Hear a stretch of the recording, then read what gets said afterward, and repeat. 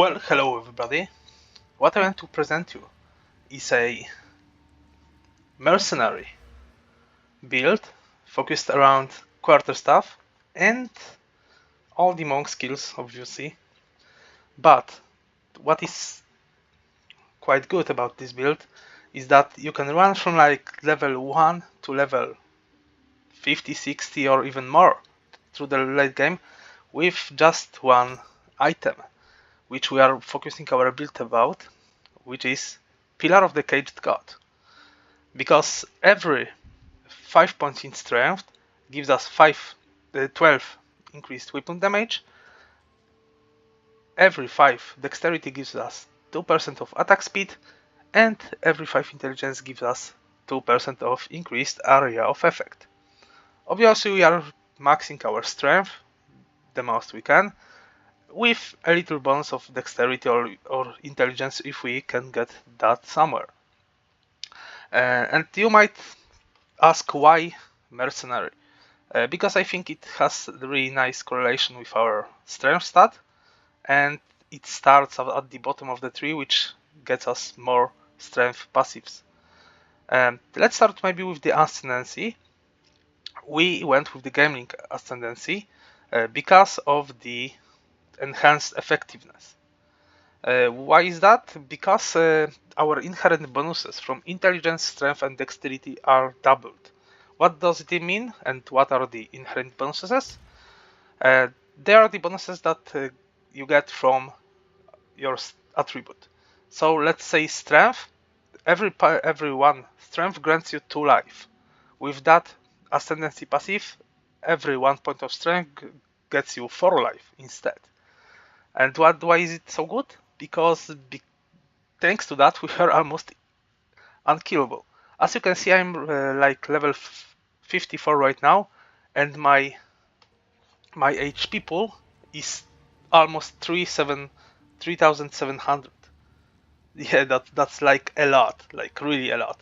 Imagine there is not even the slightest problem with any of the bosses I have run so far, because even the strongest attack of the boss can't one-shot you because you have so much life.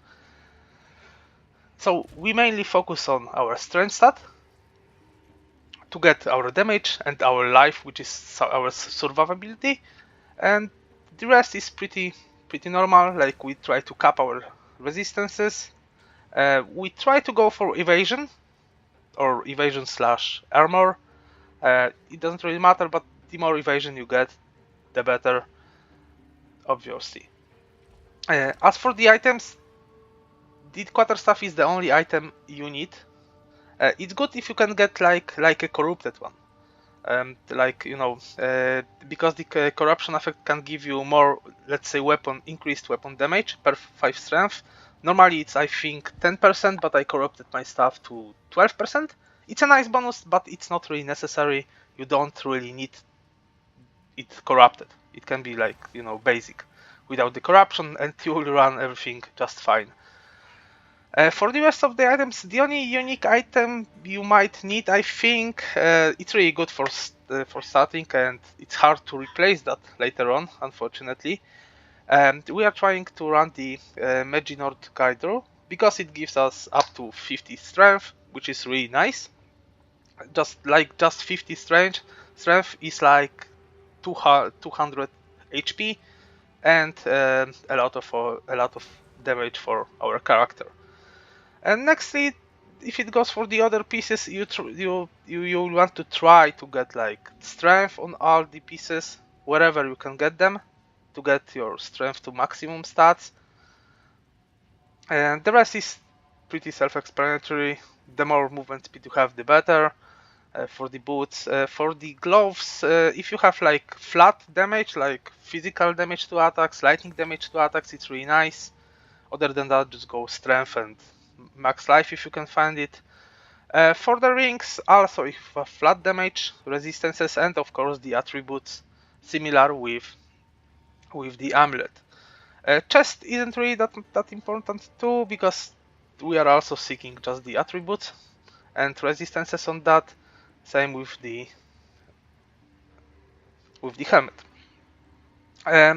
The only problem with that much life is like your life flasks will be not enough, not in one click, let's say.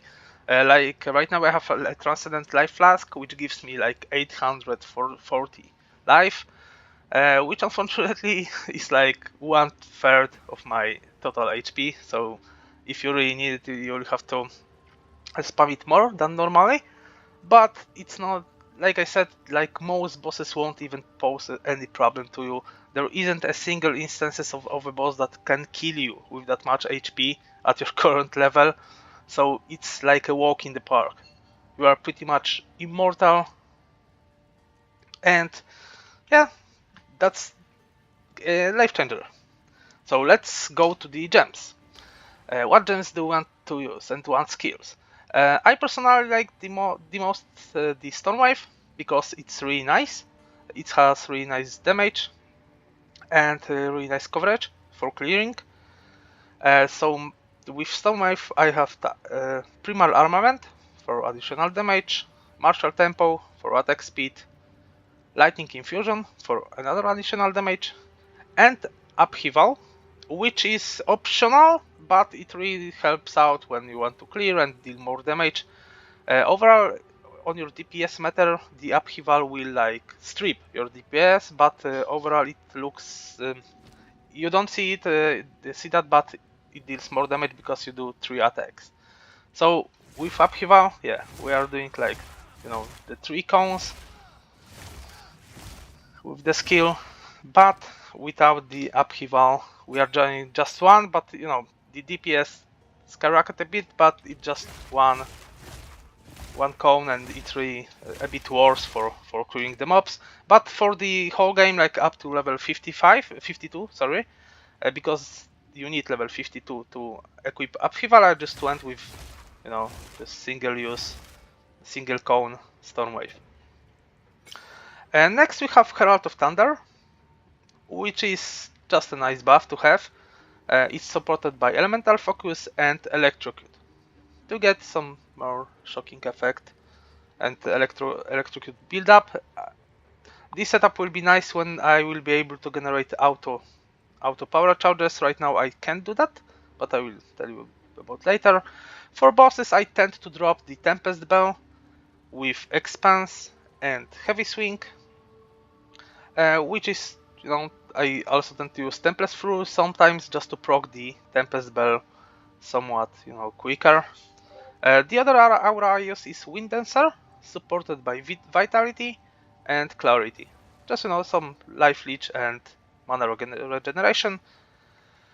And lastly, but not last of course, we have the Power Church setup, which is Profane Ritual, coupled with Fast Forward, Unleash, and Profusion.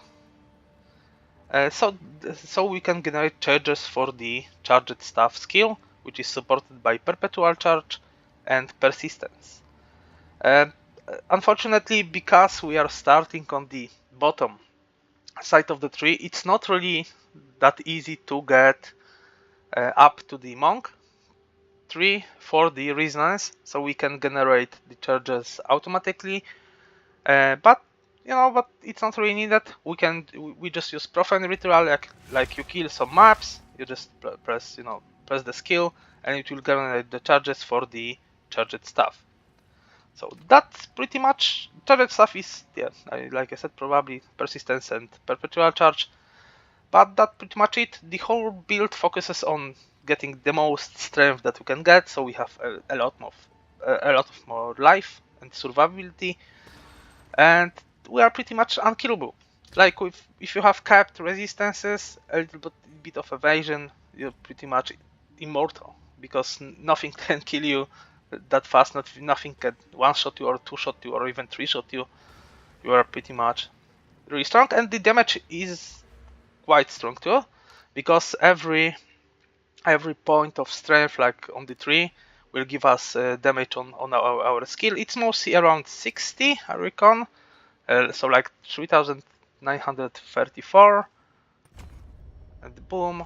Yeah, like right now it's 34 with upheaval. Without upheaval it's more like 70 per 1 point in strength. And also we can, every 5 points in strength, so just 1 point in the tree will get us additional life, which is 40. Yeah, you get 40 life. Oh, sorry, 20 life. 20 life per point. So yeah, it's pretty much, because normally you would get like 2 life per 1 strength, so it would be 10 life. We have doubled it from our ascendancy, so it's 20 life. For the next ascendancy tree, I probably will go with the quality of skills, and lastly maybe +1 level to all skills or cost of skills, but I'm not sure yet, because the build is still being made, and I haven't tempered with the tree that much. I think that you probably can get a better tree if you don't know, think about it more, like plan it more, where to go, what to get, and test a bit more. But that's my tree for now, so I focus on getting like the most strength I can get. Sometimes I pick like a passive if it's worth it, like right here 5 strength and dexterity plus armor and evasion. I went for the increased attack area damage, area for effect for attacks. That's quite nice too. But we have like 3 main keynotes that we want to get. We have like beef here with additional strength. It's worth it to pick all of them because they are 8 strength each instead of 5. And it's also worth to, even if we are not going for armor, it's good to get those 2 nodes, because for 2 nodes you get 15 strength, which equals to 7.5 per node, which is still good. We also want to get the increased damage per 15 strength, because we are doing a lot of strength. Right now I'm like 600 strength, so it gets us a little nice damage bonus. And the nodes also get us more strength than a normal node, like the 5 attribute node. And I also try to grab the javel sockets. I want to get like you want to strength, attack speed, or damage with quarterstaffs. It's also nice to have the lightning resistance, penetration on those javels if you can get them cheap. I think like I got all of my javels for like 1x or 2x each, so it's not really expensive. And also picked the polymathy right down here because of the 10% increased attributes, which is really nice, and it also gives us +3 to all attributes. You might wonder if we want to. You might wonder if you have any problem with that with going just strength. Then no, because of the adaptive capability, which gives us the the thing that the attribute requirements of gems can be satisfied by your highest attribute, which is strength for us. So every gem we have just needs strength, and that's all. And just see how many of support gems we can have, like up to 120 of all of them. So that's also not a problem for us. And the only thing that you might worry about is like dexterity, probably for like equipping your evasion items maybe, but that's also not a problem. Just you can just respect any of the nodes that you gave from strength to dexterity, and it will be alright, just to get the stats. Yeah, so that's pretty much it. We have ton of life, 3700 life. We have max resist, and let's see how the build works. So we generate power charges from profane ritual. So we just kill mobs to get the power charges, and we have really nice coverage for mobs, and damage is really nice. So right now we press the profane ritual, it gets us 3 power charges, and we use the charged stuff for more damage. Yeah, so right now we have more DPS shown on the screen. For single target mobs, you can use bell, boom, but the damage is not the problem, as you might have thought. But yeah, the damage scales with our strength, so the more strength you have, the more damage we get.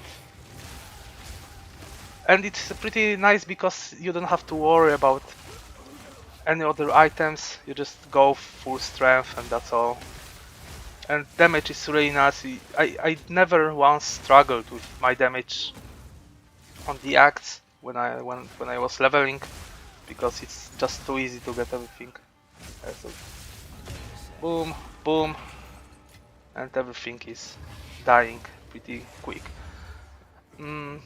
If there are any cons, maybe the attack speed, but you know, if you want more attack speed, you just can get more dexterity on the tree or from the items, and that will be solved, because every point of every 5 dexterity we get 2 attack speed, so that's pretty easy to. So I want to also show you the boss fight, how it goes, but pretty much I didn't have any struggle with the act bosses or anything. It's all so easy, because you know, even when with other builds, right? When you run the other builds, some bosses can one-shot you. Here it's not a problem. There is no boss that can pose a threat to you. You can even stand in there, you know, the most damaging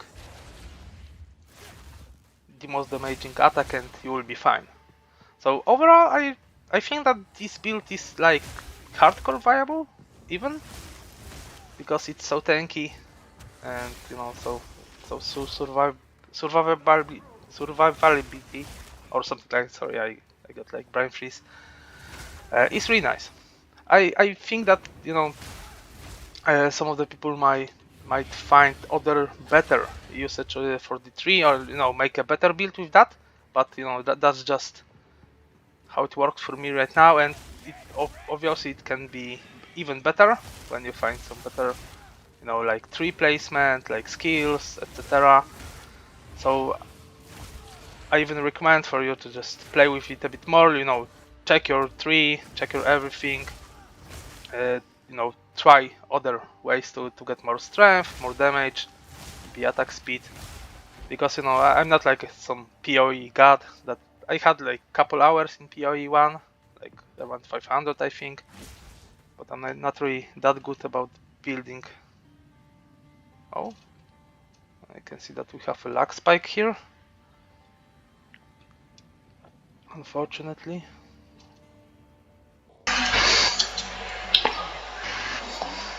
Yeah, so right now we have the boss, so you can see how easy it is, and you can see all the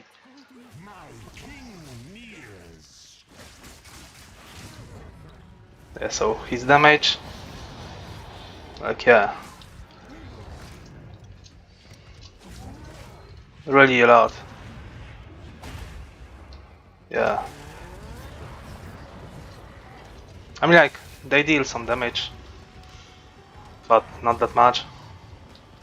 Mostly evasion right now, I think.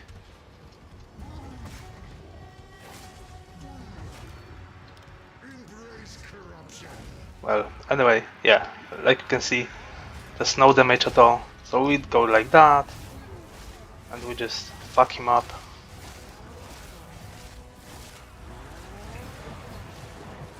Just press another bell, boom, and that's it for the boss.